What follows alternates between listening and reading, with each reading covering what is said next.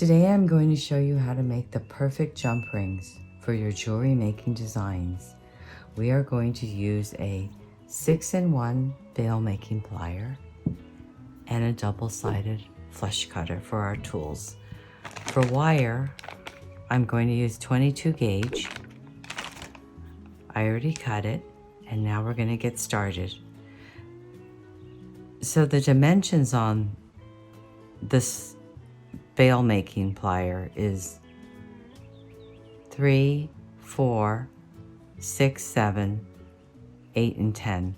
I'm going to use a 6. That's a pretty standard jump ring for most jewelry designs. So let's start with the 6.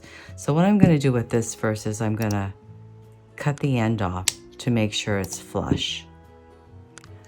Then I'm going to put it in, and I'm going to use tension on this as I'm turning my loops in here. Keep the tension on. Keep turning.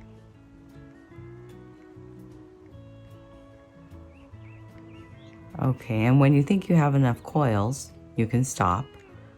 Take it out, slide it out, and then you're going to have a coil that looks like this. So this first one I found is pretty much unusable because it's kind of sticking up a little. So what we can do is cut this one off. So what we need to do is get as close as we can to the end of the first one with our double flush cutters. And we're going to snip that. Okay, so we have something that looks like this. See how it's kind of sticking up? So we're not going to use this one. This one is pretty rounded, so we're going to go ahead and make our first snip as close as we can to the end of the first wire, cutting into the second loop. So let's put that aside and keep going.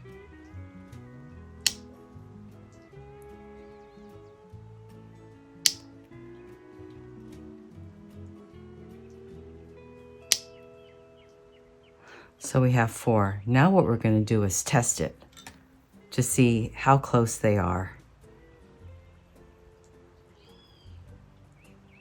So I have my chain nose pliers, my flat chain nose pliers, and we're going to give it a little wiggle.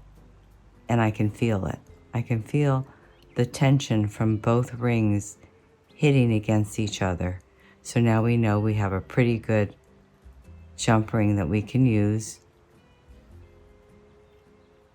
in our jewelry designs.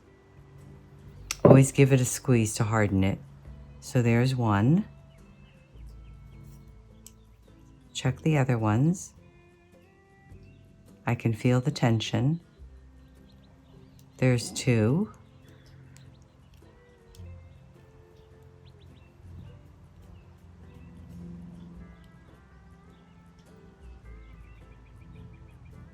Tension. Feel it. You can feel it scraping against the sides. 3.